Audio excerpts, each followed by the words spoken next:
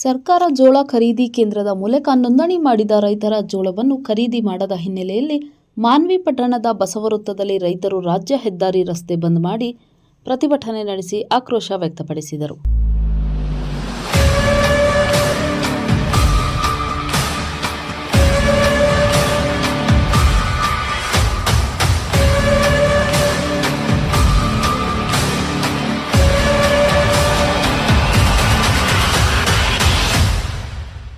ಇನ್ನು ರಾಯಚೂರು ಜಿಲ್ಲೆಯ ಮಾನ್ವಿ ತಾಲೂಕಲ್ಲಿ ಖರೀದಿ ಕೇಂದ್ರದ ಮೂಲಕ ಜಿಲ್ಲಾಡಳಿತದ ನಿರ್ಲಕ್ಷ್ಯದಿಂದ ನೋಂದಣಿ ಮಾಡಿದ ರೈತರ ಜೋಳವನ್ನು ಖರೀದಿ ಮಾಡುತ್ತಿಲ್ಲ. ಹಾಗೆಯೇ ಆಹಾರ ಇಲಾಖೆ ಉಪನಿರ್ದೇಶಕ ಕೃಷ್ಣಪ್ಪ ಕಾಳಜಿ ವಹಿಸದ ಕಾರಣ ರೈತರ ಜೋಳಕ್ಕೆ ಹುಳ ಬೀಳುವ ಸಂಭವವಿದೆ. ಹಾಗಾದರೆ ಅದರ ನಷ್ಟ ಭರಿಸುವವರು ಯಾರು? ನಮಗೆ ನ್ಯಾಯ ಬೇಕು ಎಂದು ರೈತರು ಆಕ್ರೋಶ ವ್ಯಕ್ತಪಡಿಸಿ ಪ್ರತಿಭಟನೆ ನಡೆಸಿದರು. ಅಲ್ಲಿ ಬೆಂಗಳೂರಾಗ ಮಳೆ ಬಂದವ್ರಿಗೆ 2-3 ಕೋಟಿ ಕೊಡ್ತು ಅಂತ ಒಪ್ಕೊಂಡು ಬಂದಾರ. ನಮ್ದು ಬಾಳ ಅಂದ್ರೆ 1 ಕೋಟಿ ಒಳಗಾಗ್ತದ, ಇನ್ನ 1 ಕೋಟಿ ಆಗ್ಬೋದು.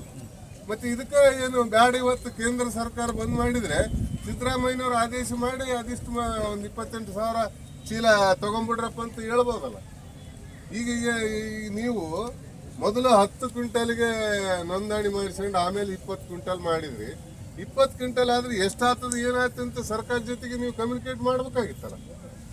ಕಮ್ಯುನಿಕೇಟ್ ಮಾಡ್ಲಾರ್ದೆ ಈಗ ರೈತರಿಗೆ ತೊಂದರೆ ಕೊಟ್ರೆ ಹೆಂಗ್ ಮಾಡ್ಬೇಕು? ಈಗ ಹುಳ ಬಂದಾವ ಅಂತೀರಿ, ಈಗ 4 ಮಳೆ ಬಂದ್ಮೇಲೆ ಬರ್ತಾವ ಹುಳ. ಈಗ ನಮ್ಮ ಡಿಮ್ಯಾಂಡ್ ಏನಂದ್ರೆ, ಈಗ ಇಲ್ಲೇನು ಟ್ರ್ಯಾಕ್ಟರ್ಗಳು ಅದಾವ, ಇವರು ನೀವು ಖಾಲಿ ಮಾಡ್ಕೊ, ತೂಕ ಮಾಡಿ ಇಟ್ಕೊಳ್ರಿ, ಫ್ಯೂಮಿಗೇಷನ್ ಹಾಕ್ಸ್ರಿ. ಹುಳ ಎಲ್ಲ ಹೋಗಿಬಿಡ್ತಾವ. ಎಲ್ಲೇನೋ ಒಂದು ಹುಳ ಬಂದಿದ್ರೆ ಔಷಧ ಹಾಕಿರಿ, ಗೋಡೌನ್ಗೆ ಇಟ್ಟು ಫ್ಯೂಮಿಗೇಷನ್ ಮಾಡಿ ಇದು ಮಾಡ್ರಿ. ನೀವು ಸರ್ಕಾರದ ಜೊತೆಗೆ ವ್ಯವಹಾರ ಮಾಡಿ ಎಂದು ಬರ್ತದ ಅವತ್ತು ನಮಗೆ ಗ್ರೇನ್ ವೈಚರ್ ಕೊಡ್ರಿ, ತೂಕ ಮಾಡ್ಕೊಂಬಿಡ್ರಿ. ತೂಕ ಮಾಡ್ಕೊಂಡು ನಮಗೆ ಒಳಗೆ ಹೋಗ್ಲಿ. ಗ್ರೇನ್ ವೈಚರ್ ನೀವು ಆಮೇಲೆ ಕೊಡ್ರಿ, ರೊಕ್ಕ ಆಮೇಲೆ ಬರ್ಲಿ. ಮತ್ತೆ ಏನನ್ನ ಆತಾವ. ಈಗ ನಾವು ತಿಂಗಳು ಬಿಟ್ಟು ನಾವು ರೊಕ್ಕ ತಗೊಂಡಿವಿ. ಕೆಲವ್ರು ಮೊದ್ಲು ಹಾಕಿದವ್ರು ಕೆಲವ್ರು ಇನ್ನೂ ಬಂದಿಲ್ಲ, ಕೆಲವ್ರಿಗೆ ಬಂದವ, ಕೆಲವ್ರಿಗೆ ಬಂದಿಲ್ಲ. ಈಗ ಇಲ್ಲಿ ಏನು ಲೈನ್ನಾಗ ಅದಾವ, ಆ ಲೈನ್ನಾಗ ಇದ್ದು ಎಲ್ಲಾ ಟ್ರ್ಯಾಕ್ಟರ್ ತೂಕ ಮಾಡಿ ನೀವು ಒಳಗೆ ಅಷ್ಟು ಹಾಕಿಬಿಟ್ರೆ 5 ನಿಮಿಷ ನಾವು ಖಾಲಿ ಮಾಡ್ತೀವಿ. ಏನ್ ನಮ್ದೇನಿಲ್ಲ. 341 ಪ್ರಾಣಿಗಳು ಅಷ್ಟು ತೋರಿಸ್ಬೇಡಪ್ಪ. ಈಗ ಮನೆಗಿದ್ದವ್ರು ಇರ್ಲಿ, ಅಲ್ಲ ಅವ್ರಿಗೂ ತಗೋಬೇಕು, ಮನೆಗಿದ್ದವ್ರಿಗೂ ತಗೋಬೇಕು. ಈಗ 28,000 ಕ್ವಿಂಟಲ್ಗೆ ನೀವು ಪರ್ಮಿಷನ್ ತಗೊಳ್ರಿ.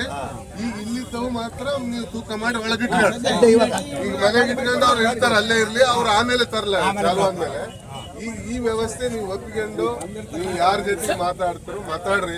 ಯಾಕಂದ್ರೆ ನಮ್ಮ ರೈತರು ದಾನ ಕಡಿಸ್ಕೊಂತ ಅದು ಮಾಡ್ಕೊಂತ ಇಲ್ಲೆಲ್ಲ 10 ದಿವಸ ಕ್ಯೂನೇ ನಿಂತ್ಕೊಂಡ್ರ ಪಾಪ. ಅವ್ರಿಗೆ ಏನ್ ಮಾಡ್ಬೇಕು ಈಗ?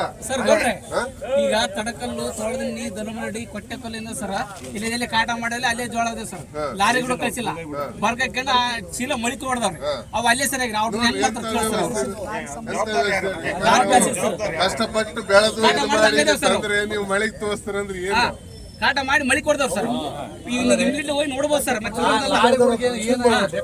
ಕೇಂದ್ರಗಳಲ್ಲಿ ಒಟ್ಟು ಲಾರಿ ಕಳ್ಸ್ತಾ ಇಲ್ಲ, ಬರೀ 1-2 ಕಳ್ಸೋದು, ಇಮಿಡಿಯೇಟ್ ಹಾಕೋದು. ಕಾಟ ಮಾಡಿ ಅಲ್ಲೇ ಮಳಿ ಕೊಡ್ಬಿಟ್ಟವು. ಅದಕ್ಕೆ 500-600-1200 ರೂಪಾಯಿ ರೈತರ ರೊಕ್ಕ ಕೊಟ್ಟಪ್ಪ ಆ ಲಾರಿ ಕಳಿಸ್ತಾರ. ಇಲ್ಲಾಂದ್ರೆ ರೊಕ್ಕ ಇಲ್ಲ ಸರ್, ಹಂಗ್ ಮಾಡಕತ್ತಾರ ಸರ್. ಈಗ ಸರ್ ನಮ್ದು ಇಷ್ಟೇ ಡಿಮ್ಯಾಂಡ್, ಬಾಳ ಏನಿಲ್ಲ. ಈಗ ಇಲ್ಲೇನು ಕ್ಯೂನೇ ನಿಂತಾರ, ಎಷ್ಟು ಅವ್ರಿಗೆ ಟೋಕನ್ ಕೊಟ್ಟಾರ.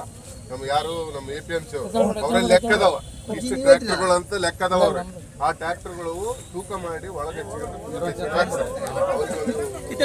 ಏನು ತಗೊಂಡಿವಿ ಅಂತ ಕೊಡ್ರಿ. ನಿಮ್ದು ಪರ್ಮಿಷನ್ ಬಂದ್ಮೇಲೆ ಗ್ರೇನ್ ವೈಚರ್ ಕೊಡ್ರಿ. ಅಷ್ಟ ಆಗಿಬಿಟ್ರೆ ನಾವು 5 ನಿಮಿಷದಾಗ ನಮಗ ಯಾರಿಗೂ ತೊಂದರೆ ಕೊಡ್ಬೇಕಂತ ಉದ್ದೇಶ ಇಲ್ಲ, ನಮಗ್ ಗೊತ್ತಿದೆ ಸರ್ಕಾರ. ಇದೀಗ ನಿಮ್ಮ ಅಂಗೈಯಲ್ಲಿದೆ ಮಯೂರ ಟಿವಿ ಡಿಜಿಟಲ್ ವಾಹಿನಿ. ಹೆಚ್ಚಿನ ವಿಶೇಷತೆಗಳಿಗಾಗಿ ಸಬ್ಸ್ಕ್ರೈಬ್ ಮಾಡಿ, ಶೇರ್, ಲೈಕ್, ಕಮೆಂಟ್ ಹಾಗೆ ಫಾಲೋ ಮಾಡೋದ್ರ ಮೂಲಕ ಪ್ರೀತಿ ಹಾಗೂ ಪ್ರೋತ್ಸಾಹ ನೀಡಿ.